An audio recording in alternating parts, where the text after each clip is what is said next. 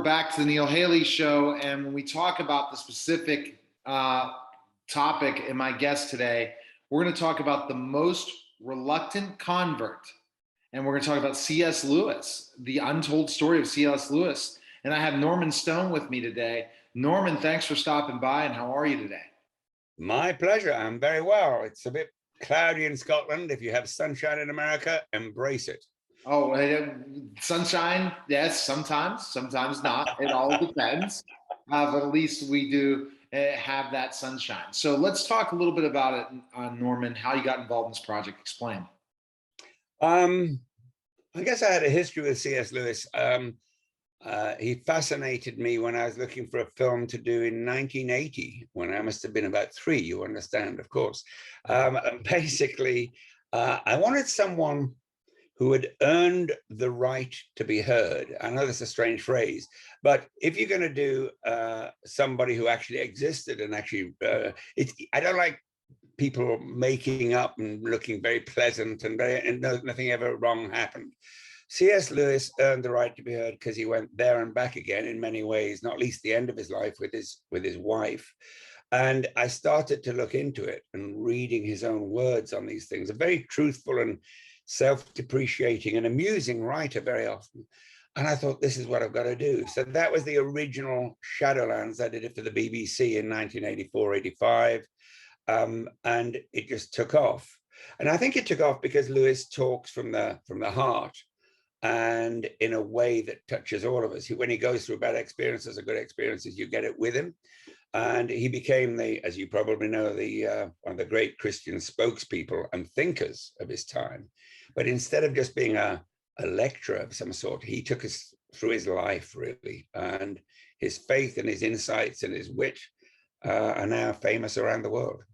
Yeah, absolutely. And they're famous around the world. And then putting this project together, you've always wanted to do this. Putting this project together, a lot of people don't know the background of C.S. Lewis in that way. They do in certain aspects based on the books and that were made into movies and specific things, but they don't understand exactly the man in that conversion process and how he finally decided to devote his life to Christianity and to really through his stories. And at first, that wasn't the case at all. So this is where we're going to really learn the backstory of a lot of things. Yeah, and he wrote about it so well. I mean, you pick up A Grief Observed is the book you were just no, Grief Observed. That would be Mere Christianity that you were just talking to. And he wrote about that so well, and indeed with humor and with feeling and depth. But I was going to mention the other end of his life when he wrote A Grief Observed, at a terribly, terribly touching time of his life, losing a loved one, and how that also was equally honest and from the heart and communicates well. So when you look at Lewis's life, he didn't live a charmed existence and lived happily ever after. He went through the ringer, as we say over here. And at the same time, it helps us to understand not only his faith, but understand how a human being can react in these situations and make gold out of dross. I think I'd put it that way. Right. And what surprised you about this film, putting together this film? Like, the especially fact that it was made. I mean, the fact that it was made surprised me. I'd done a couple of other C.S. Lewis films. I did one called Beyond Narnia, because he does fascinate me. And I did another one called The Narnia Code, based on Michael Ward's book, The Planet Narnia. And I thought that was it. I enjoyed both of them. They went well. And I thought that was me having done with Lewis, but no. And my friend Max McLean, who's an actor based in New York and got his own company, and I've known him for years, phoned me up traveling down to Charleston or somewhere when he was bored and in the car. I hope he was on hands-free. And he phoned me up and he said, this is a great one-man show we've got going. Everyone's loving it. Everyone's absolutely doing it. Would you think it would ever work on film? Or actually, he said on screen. And I said, I don't know, Max. I've not read the script. Wriggling to get out of that situation where friends expect you to make their ideas instantly. And I said, no, I don't know. I haven't seen the script. And he sent me the script immediately. And I thought, oh, he's a good chum. I hate it when people get disappointed because you don't like what they like and so on. And after a couple of days, I plucked up my courage and I read it. And it was wonderful. it was Lewis's own words, expertly tailored together by Max, who's had a great talent in that. And I could see why the one-man show had worked so well. But you don't want to do a film about a one-man show if it lasts for 90 minutes. I've done them that last 15 minutes and 20, and they can be great. But how about telling the story in a way that is perhaps more like Charles Dickens, when in Christmas Carol, the ghost of Christmas past takes the old unrepentant Scrooge back into his own past when he's a little boy left alone at Christmas in school because nobody knows what to do. No one's going to take him home. And I always thought that was so much more powerful. Yes. That you saw the old guy looking at the young guy and what he'd made that young guy become in him. It was, Dickens knew what he was doing. And that emotion, I can get goosebumps just talking about it now. That emotion, if you go into someone's past, I thought, what would happen if he, you can do the flashbacks to his childhood and stuff. Right. What happens if you went further? What happens if he started to appear in his own memories? What happens if he wanders around and no one can see him in his own memories and finish sentences that he said back then?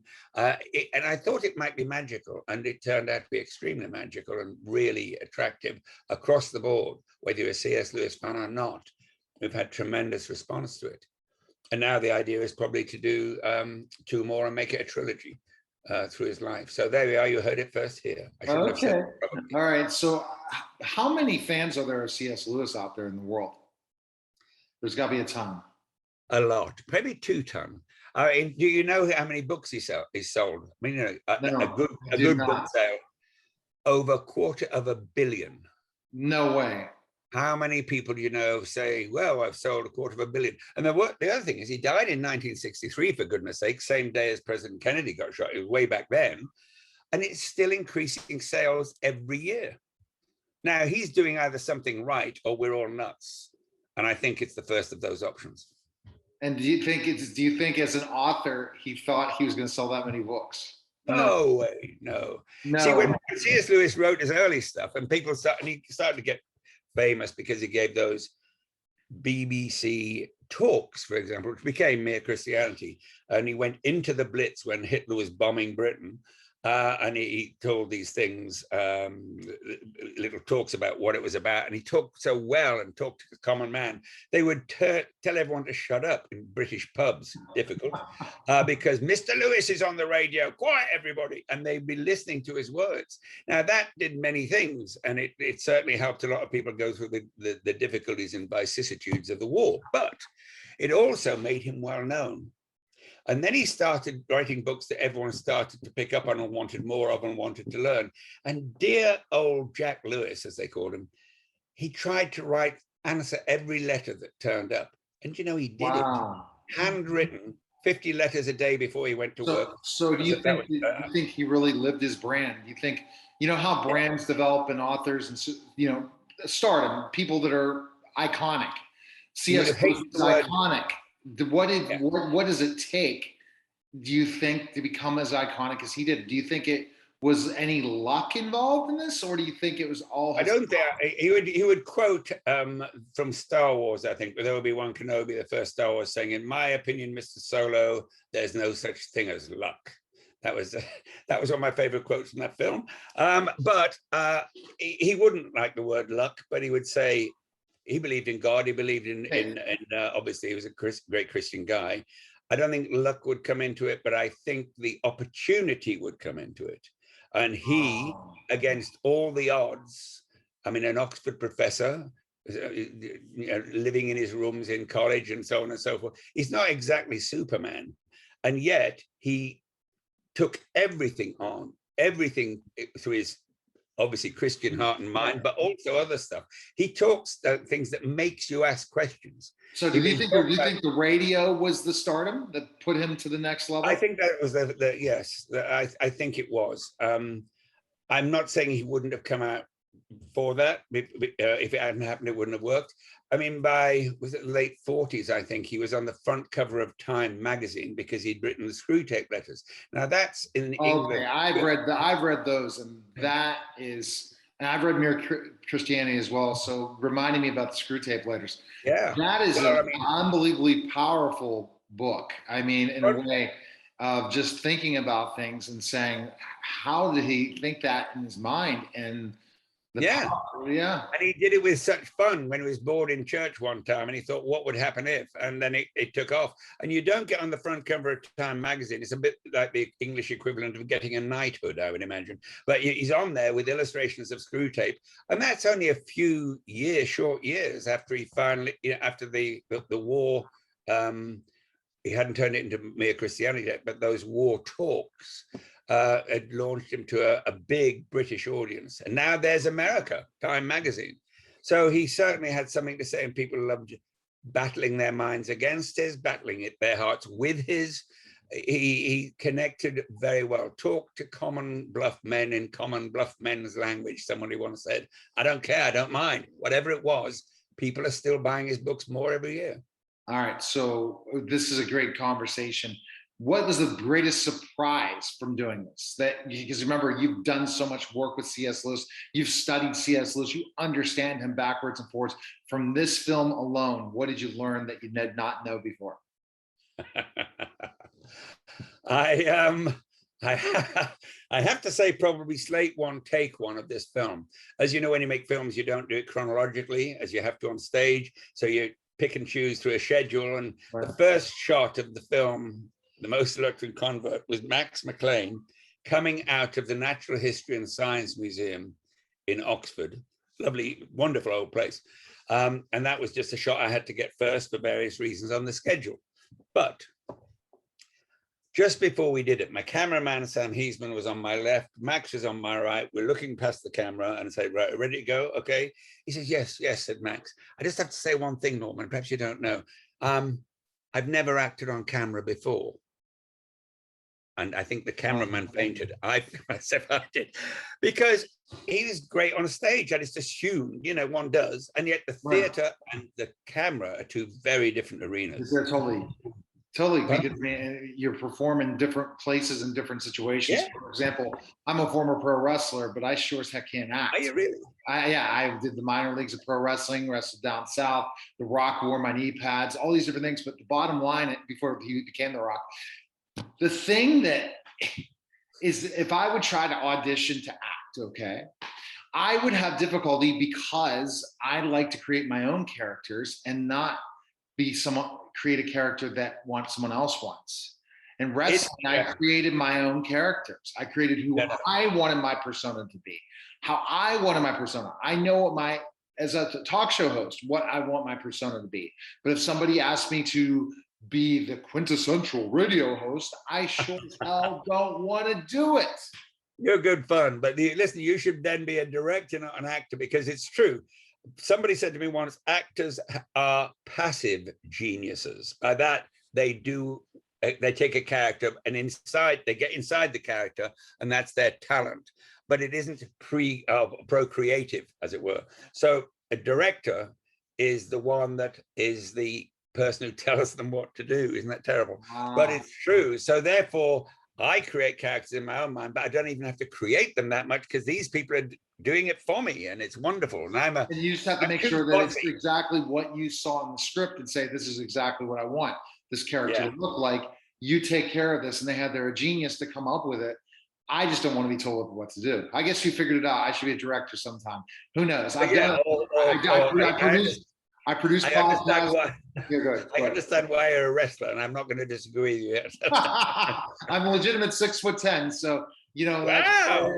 So I want those opportunities. Where can people? I mean, this is a great conversation. Definitely have you back on when again this trilogy happens. But where can people find information on the film and stuff? When is it available to be checked out? It's about to come out on Google Play, Apple, and Amazon. I think it may already be on Google Play and Apple. But the simplest thing is, if you just type it, I mean, I've tried this myself. If you just type in to your computer, The Most Reluctant Convert, and even if you wish, add The Untold Story of C.S. Lewis, you'll be inundated with stuff. The company that made it is FPA, but that you don't even have to get to that. It's now been in 123 countries. It seems to be going all over everywhere. It's been in cinemas by accident. We thought it would help publicity, and we discovered then we were the second most viewed cinema film in the whole of America for a short while. Wow. Beaten only by Dune. I mean, this is crazy. It was a small film. It looks lovely. The story is stunning, and Mac's performances, and there's many other actors in it, of course.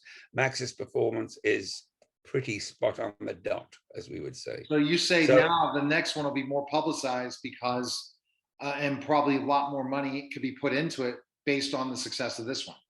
I'll give you the address to write that letter to say, let's have more money in the budget. That would be very useful. Thank you very That's much. what you need. You need it. Well, wouldn't you say if you were ranked number 2 to Dune for a little bit Yeah. of time, if there was more publicity, more money, you would have been Well, I number think that 1. probably happened within reason. The first one was done as an idea, and nobody knew how it was going to go. The style I'd chosen, sort of developed for it, did enhance the story, but the story itself is what grabs people.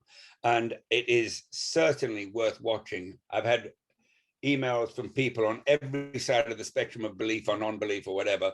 They listen to him because he has earned the right to be heard again. I go back to the thing that began in 1980 for me. If you've earned the right to be heard, no one knows as a listening, no one knows as a viewing. But if you're entertaining, or if you can say something that moves me, or if you've got something to tell me that is really worth it, I'll listen. If you've paid the price, if you've done it. It was a pleasure having you on the show and talking about C.S. Lewis and reminding me again. It's a short chat. I could chat for hours with you. Best of luck, and we'll definitely touch base again. Okay. I look forward to the next time. Take care. Take care.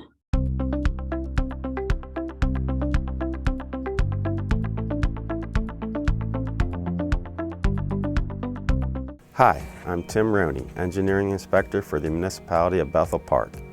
Many of you have expressed an interest in receiving more information about road work and utility work being done in our community. You've told us that you want to know who is working in your area, when the work is being done, and if the traffic will be impacted. In response to that, we'll be regularly updating you on our road paving program as it progresses throughout the summer, and when we receive updates on area utility work. We'll immediately pass that information on to you as well. Please keep in mind that many times contractors from the county, state, and other utility companies do not alert us in advance of their schedules. However, when we find out that they will be in Bethel Park, we will do our best to update you on the scope of the project. You'll find the updates on our Municipality of Bethel Park Facebook page and on our website, www.bethelpark.net. Thank you for your kind attention.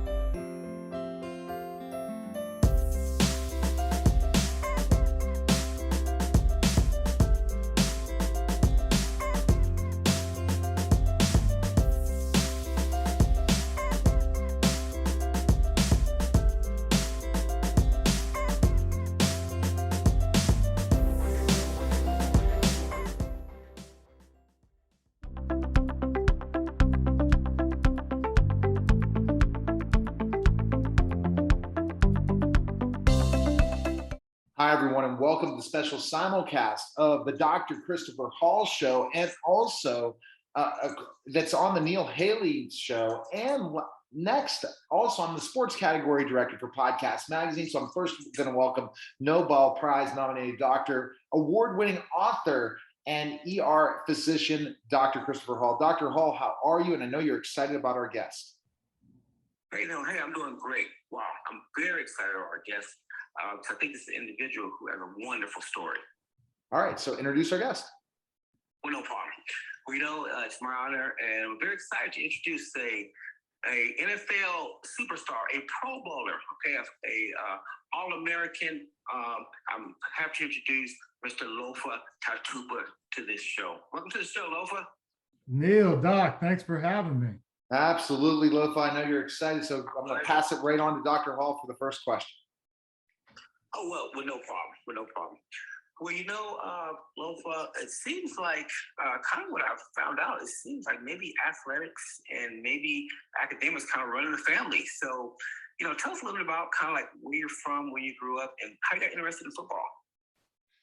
Oh, well, from a football standpoint, it was kind of easy. I'm second generation, meaning my dad played in the NFL for 14 years. And so that was something that came very natural to me. As soon as I knew what a football was, I fell in love with the sport. And so that it was my first love, so to speak. And I wanted my dad being my hero. I think, most kids, their parents are their heroes. And I wanted to do what dad did. And so I got into the family business. And my first year of playing, when I was 7 years old, I wasn't very good.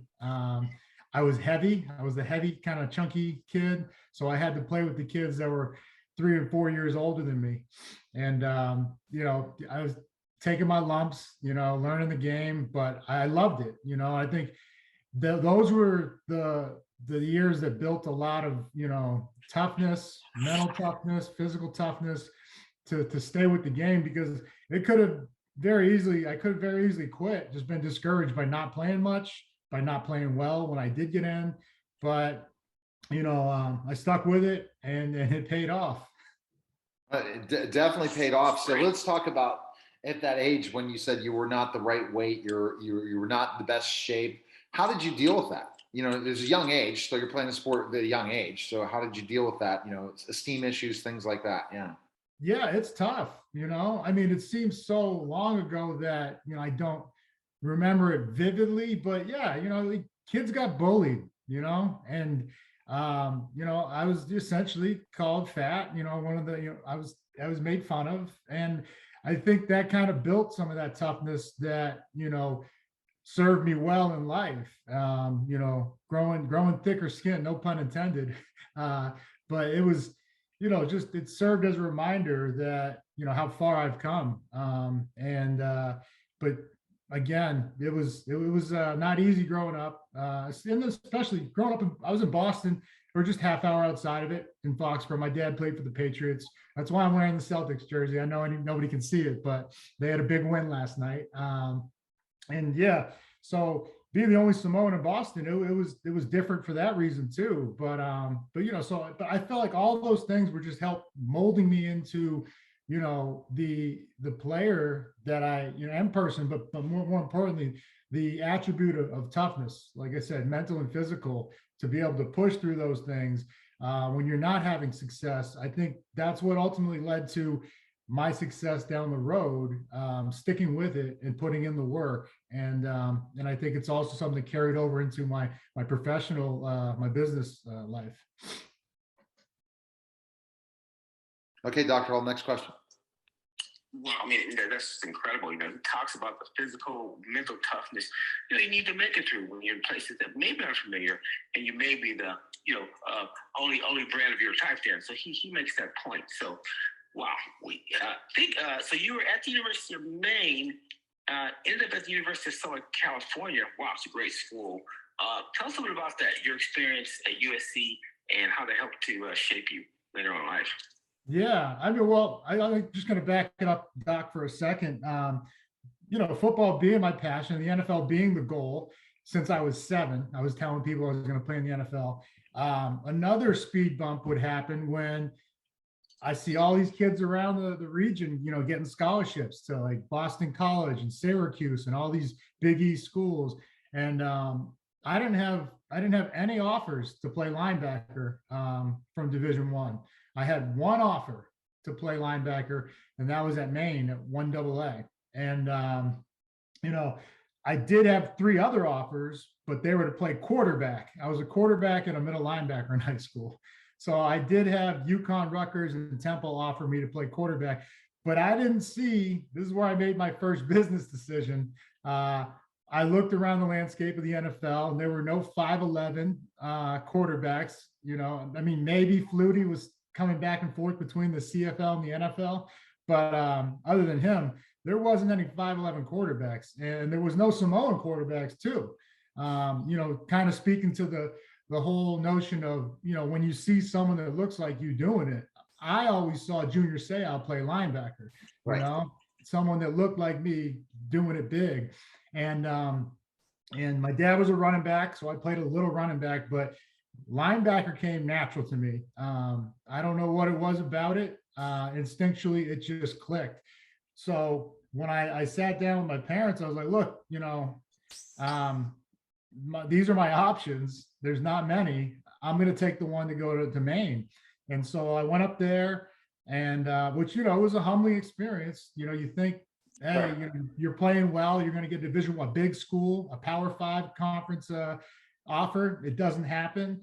And, people kind of write you off. They're kind of like, oh, well, he was a good high school player. He's not going to make it. Like, and yeah, right. So, and I remember at first, I went through, like, it was almost like a grieving process, because I was upset that I felt like I let everybody down, like my family, myself, everybody that invested in me, friends and their parents. And, I went to Maine, and then, I got pissed off.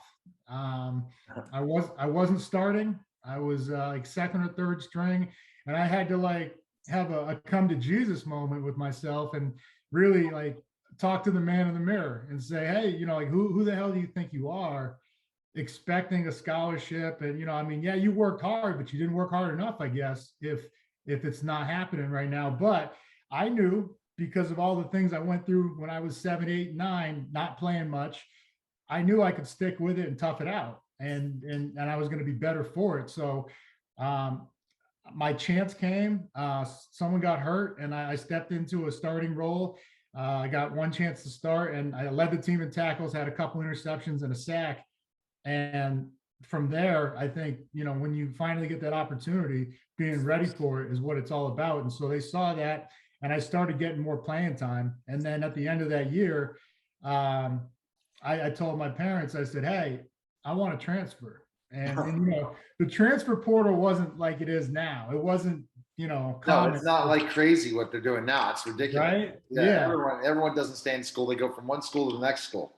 Yeah. And so I wasn't seeing a ton of guys get the opportunity coming out of 1AA, maybe whoever won the Walter Payton or the Buck Buchanan Award, they would get it, but they would get a shot. But there wasn't many guys outside of them, because the reach of social media and Instagram and putting your, marketing yourself or branding yourself wasn't there back then. So, I made a highlight tape, and I sent that thing everywhere.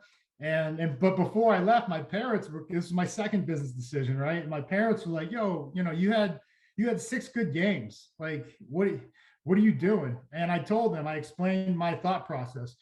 Guys weren't making it out of 1AA. They were not getting invited to the combine. And so it was going to be too hard to make it from there. And if my dream was, the NFL, I said, I'd rather go to Division I and know that even if I play special teams or I sit the bench, but I'm a part of something, big, a national title team or something, I can live with not playing in the NFL because I went for it. I'm not gonna die wondering, like, what could have been. I'm gonna take my shot. And so with that in mind, or when I had that conversation, they were like, okay, well, we trust you, go ahead. And then I got, was supposed to go to Oregon, but a tape wound up at SC, and we went and met with Pete Carroll and the Trojans in 2002, August of 2002. And when they found out that I was going to go up to Oregon, who was at the top, they had Joey Harrington and all these stars. They were at the top of the pack at the time. And when he found out that, he said, well, if I give you a scholarship, will you come here instead? My mom, all my family was down in San Diego. So I said, absolutely. It wasn't even, not without a hesitation. And he said, congratulations, you're a Trojan. And, we shook hands, and I looked over to my dad, and it was, one of the few times I remember him, getting his approval, but, Tim saying, smiling, he said, hey, I'm proud of you, so I knew I had done something pretty big, if he was going to say those words. Now, see, your father, and I would love the other follow-up, but I want to get to your father. Now I get the last name. My goodness, you painted your own picture of a successful NFL career, but your father, I remember completely, because again, when you're talking about that name and the Patriots at that time, that's got to be difficult. So you want to end up going to play at Maine when your father was this NFL star, right? And you're like, I'm not living up to his expectations or my own expectations because my father did so well. So tell us a little bit about that. Oh man, it's you cast a big shadow. And one in some respects that I'm still living under, and I'm happy to do so though, because it's that's how special he was. He spent 12 years since he passed, 11 years since he Sorry to passed. hear that. Oh no, it's thank you. But I see he passed at 54, and a lot of people, oh, it's so young. It is. It's young if you didn't live. My dad lived.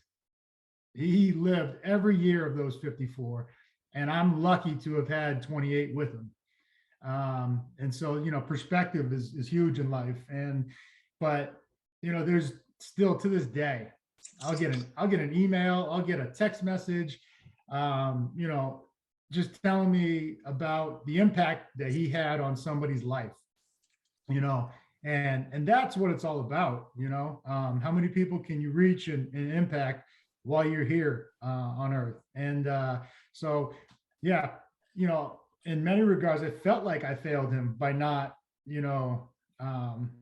getting a major scholarship and, living up to the name. And, because I was sitting there thinking, I was like, yeah, like, I mean, I thought Boston College right down the street, at least I'd get a chance, right? Right. But it didn't happen. But everything, firm Everything believer, works out for a reason. in life. everything happens for a reason. You have to always look at that. And I'm sorry to hear your father's passing. I just remember specifically. So he Oh. played for the Patriots at what time? It was at 78 to 90. So he played with Grogan, the days of Steve Grogan. Oh yeah, yeah. I interviewed Steve Grogan years ago. It's like I pull up all these different ones. I'm having someone on my team go back and check to come up with my list of 8,000 plus interviews, and I probably interviewed celebrity athletes and entertainers of thousands of people, and I don't have a list. And I might have to find some of these interviews. Literally yesterday, I found one that I'm like, oh my goodness, I remember I interviewed John Rich. Well, heck, it wasn't showing up on one thing. It was showing up on YouTube, and I had to figure out and maneuver my way to get it downloaded on YouTube because it wasn't on another podcast anymore. So go figure. All right, back to you, Chris, for the next question. Oh, well, no. I mean, it's kind of an incredible story. And then, when I listen to him saying, I went to high school about 2 blocks from University of Southern California. And so when I listen to him talking about USC, and I think he knows that area is kind of a rough area. And you have a lot of young kids around there who are striving, to change their lives, to advance in life. And some of them actually want to go and do what our star has done here today. So tell us a little about that, Lofa. I mean, what are some of the principles you think these young people can learn from you to be more successful in life? Oh, that's a good question. Just chase your passion is the one that I always tell people when they ask for advice. I don't believe that line, if you do what you love, you'll never work a day in your life. You're going to work your ass off, no matter what you're doing. But, if you want to be successful at it. And so, that's what I was blessed to do. And I really only focus on things that I love. And that's what I gravitated towards naturally, whether it was football. And when I got out of it, coaching football, and then also leading me to my other business endeavors. But everything I do, I don't do many things, but I do them because I love them and I have fun doing them, if that makes sense. And I think stress there's a lot of stress in life, right? For everybody, things are stressful. Life is stressful. But if you get up every morning with a purpose, outside of your family, right? That's obviously, number one, but for something to do, if you're doing something that you love, I mean, you're lucky. And so, you always, I believe you got to do what you have to do until you get to do what you want to do. But, definitely work on what you love and you'll find a role, maybe not the one that you want right away. Like if football didn't work out, I probably would have been a coach and I would have I would have immersed myself in a scouting or a coaching role.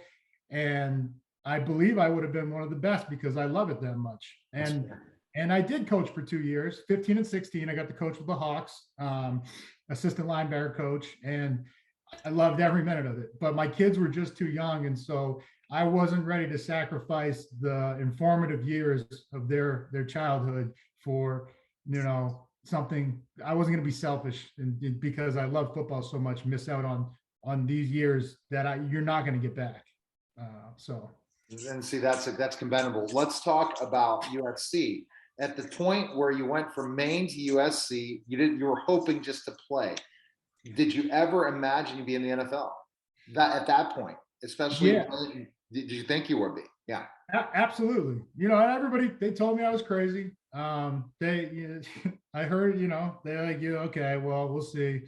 But I believed, you know, the whole time that, you know, not that, you know, it was meant to be, but that I was going to make it happen. And so I don't, when someone believes, I mean, you see it in their eye, you see it in the way they talk.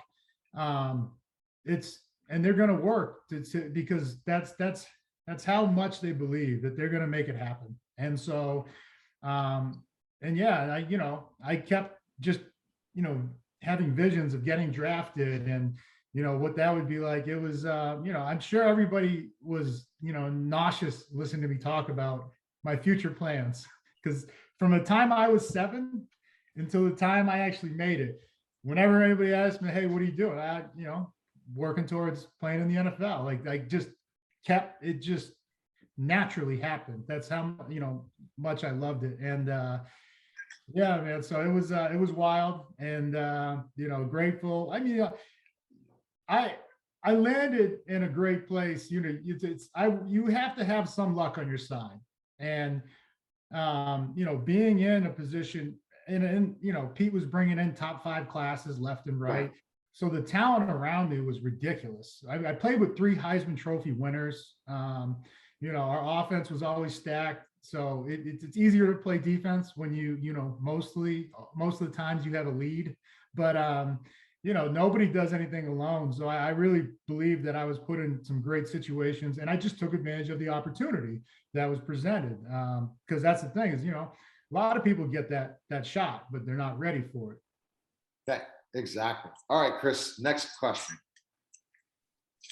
Oh, no problem, no problem. I mean, it's just wow, so many great things we're learning from our NFL Pro Bowler today. So the other question I had, transitioning, you know, when you leave those kind of professional sports, maybe going to business or coaching or things that you've talked about. Tell us a little bit about some things that you got involved in. Is there a company called Zonalin, or I'm not quite sure? Yeah. No, I got part of a couple companies, co-founded a couple of them, but you know, I came back here to coach. Didn't realize how much I missed Seattle. I'm still in Seattle. This is a fake background though, so don't get fooled by the Space Needle. And when I was coaching, you know, me and my wife realized how much we missed it here. Our firstborn was born here. Just a lot of great moments that happened here. And so when I came back, coaching afforded me the opportunity to, you know, be in a place that we were familiar with and loved, but also what was happening was, you know, it was right on the cusp of cannabis becoming legal, you know, medically, and then taking a leap into recreational right upon the time we were coming here. And so from a business opportunity, my friend, brother, Matt McCoy, NFL brother, known him since I was 18. He went to San Diego State. We got some properties together in the green zone, so where you could legally grow and produce cannabis. Mm-hmm. And so we just started off as like a real estate venture for us because, you know, we didn't know much about cannabis other than we like to consume it. I mean, I'm just gonna be serious, gonna be honest.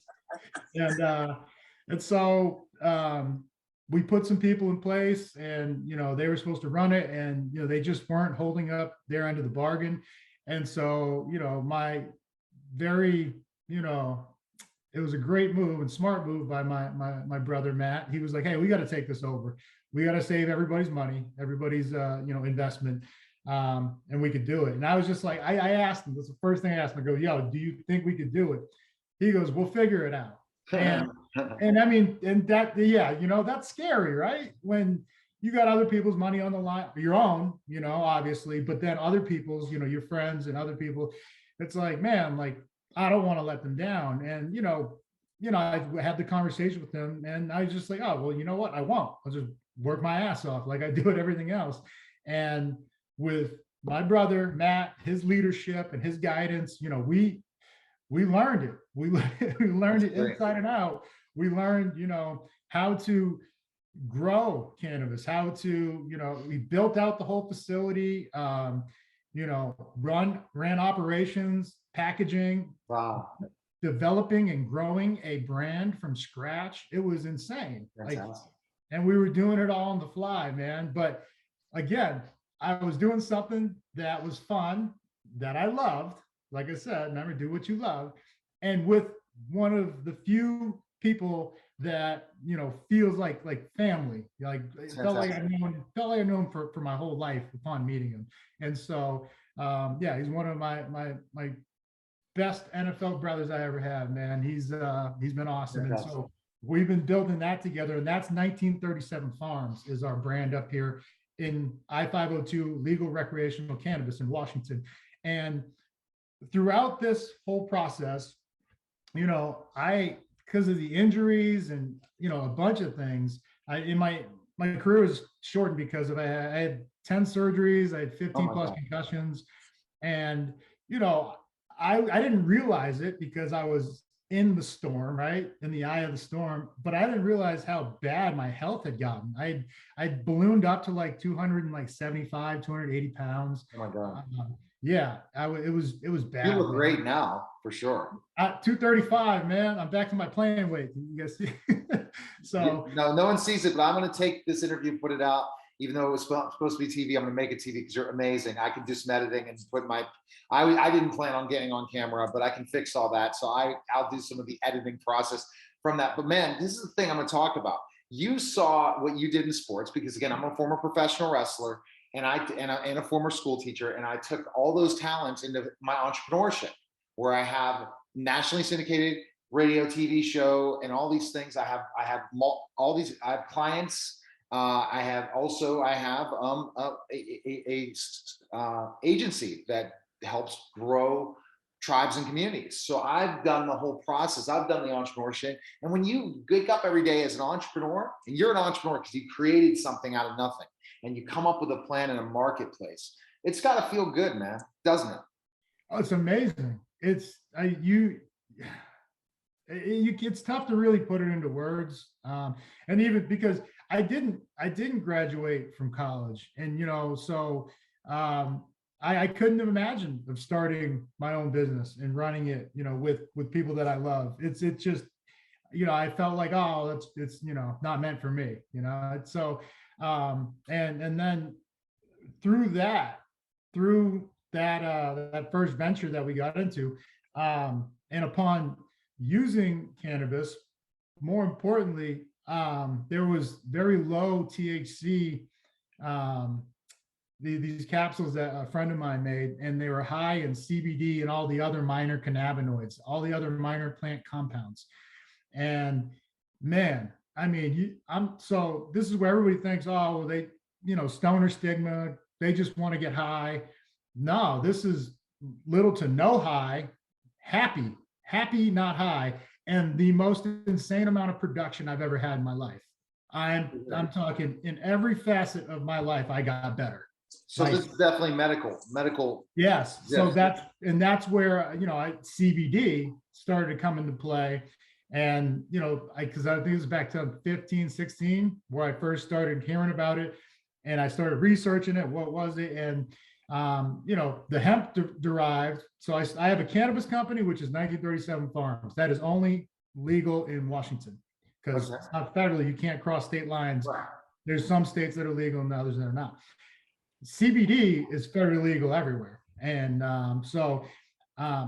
I started hearing more and more about it and, what people were taking it for. And it was, I mean, anti-inflammatory, a neuroprotective, to hopefully combat the brain injuries I was going through, which was, they were presenting a lot of cognitive issues, from, short-term memory, struggling to sit down and focus to even read. It was, man, it was insane how hard life had become. Like I said, I was in the eye of that storm, and luckily this was the life vest that was thrown to me, or and I couldn't believe it when I found it. So for the next, before I spun off and started another company, Zone In CBD, which is the one you just mentioned, Doc. And that's changing lives daily out here, which is, I couldn't be more grateful for, because it's changed my life.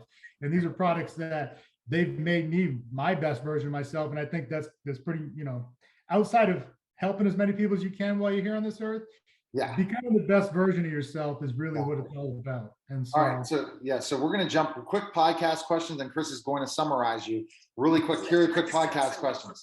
Go, Chris. Sure. I'll talk during the summer. Sure. Yeah. Okay. So the quick podcast questions. One is, why did you start your podcast? These are quick sound bites, like you were on ESPN or something. Go. Let's go with those. Go. I love football, and they offered me the opportunity to talk football and Seahawks. Okay. So based on podcasting, did you have any radio experience before doing podcasting? None at all. I'm learning on the fly like everything else. How many hours a week do you prepare for your podcast? Couple hours, and we film for an hour, but couple hours of notes and stuff like that. What do you think is the biggest challenge of being a podcaster? My team makes it easy. I know that's a cop out, but they make it easy. I show up and just talk trash. Okay, that's great. And what are your goals for your podcast? Where do you want to see it? Which is crazy, because I have goals in everything else I do, but it's something I'm really just having fun with, and I don't know what the possibilities are. So and just like anything else, when it's not fun, I'm done. So Lofa, you got to make it. You have to set some goals for yourself on that. I'm going to tell you right now. Okay. Set some goals. I'll take it from you, man. You 8,000 interviews. I got a lot to learn from you. Yeah. But also remember to go on the fly and do an interview anywhere you're at. Doesn't matter if you're in the airport, doesn't matter. You want to do it. And that's the big thing. So basically social media, do you use social media a lot for your podcast to promote it? No, I'm the world's worst self-promoter of all time. It's really something that's holding me back. I don't know. Well, we need to talk. Brother. We need to talk. Okay. All right, Chris, go ahead for your last question, and then you'll summarize, Lofa. So quick question, but like 2-minute answer. So go with your question, Chris. Just kind of follow up from what he was talking about. And, from a medical standpoint, as an MD, and as a doctor over 21 years, I know that the CBD oil, the receptors, CB1, CB2, located throughout the brain, central nervous system, many parts of the body, the anti-inflammatory. And again, I think you mentioned use for anxiety, depression, certainly for pain, okay, and certainly research is trying a lot more. It's certainly legal all over the U.S. So just wanted to put that as from a medical standpoint, a very safe product. So not really a question. I can't move for a good few. I could summarize, talk a little about yes, go ahead and summarize on that. Go ahead. Well, no problem. So, God, we just learned so much from Lofa, so many important points that he had for the young people. And some of the things were pretty much, get up every morning, with a purpose, focus on the things that you love, okay? Look up to your parents, your parents are doing great things as your role models, okay? Perspective, what is everything in life, is what he said. And that's very, very important. And when you get opportunity, take a shot at it. You have opportunity, take a shot and do what you love to do. And so, wow, we see exactly why he's been successful over the years. He is a brand of his own kind. And so, wow, it was really great having Lofa on the show today. Thanks for coming on the show today, sir. Thank you guys so much, Doc, Neil. You guys are the best. Appreciate it. And Lofa, now I'm calling you out, and we're going to talk on the phone. You're going to build your podcast to a level, because you're an entrepreneur. That's another brand awareness for your companies. This is one where you don't have to go on social media. If you blow this podcast up and go on and promote the podcast, more and more people are going to find your business, and you're going to grow to the level that you want to grow to. And I really love your intensity, and I appreciate you coming on. Where can people find the business stuff too? Where can we go? Well, 1937 Farms is it's available only in select retailers out here in Washington, mostly the Seattle area. Zone In CBD, you can find it and learn more about it at zoneincbd.com. This is the stuff that put me back together after countless brain injuries from the concussions and all the surgeries I had. I am back out playing basketball like 4 or 5 times a week. I couldn't even do that when I was playing in the NFL. It was like I saved up everything I could just to have that one Sunday. And man, if I had this back, I'm not going to say I would have been a Hall of Famer, but I would have made a couple more Pro Bowls if I had this back then. And I think that's the narrative I want people to understand, is how much better this has made me in every facet of life. That it's something that, you know, you're missing out on if you're not at least, you know, trying it. And, you know, it's something that, like I said, I'm very passionate about, and I'm lucky to be doing. And for 3 years before I started the business, I believed in it so much. I was just buying it and handing it out to friends and family and watching some of my loved ones become the best version of themselves. It was insane. You're a definite testimonial. And also the Believe Podcast Network is where you can check out your podcast. Your podcast name is? Believe in Seahawks. We are going under a name change though, but for right now, it's Believe in Seahawks. I don't think the Hawks are too happy about, you know, their name being used, even by one of their own. They're available on it's available on Apple Podcasts and all different podcast places. But go to Believe Podcast because we love Braun. Braun is the man, and I'll keep telling him that I love him. And how we hooked up is how all the world hooks up and meets new people, and that's what having a radio show, podcast, and television show brings to the table. Appreciate it, Lofa. Thanks, Dr. Christopher Hall. And that was the Dr. Christopher Hall simulcast with Podcast Magazine. Take care, guys.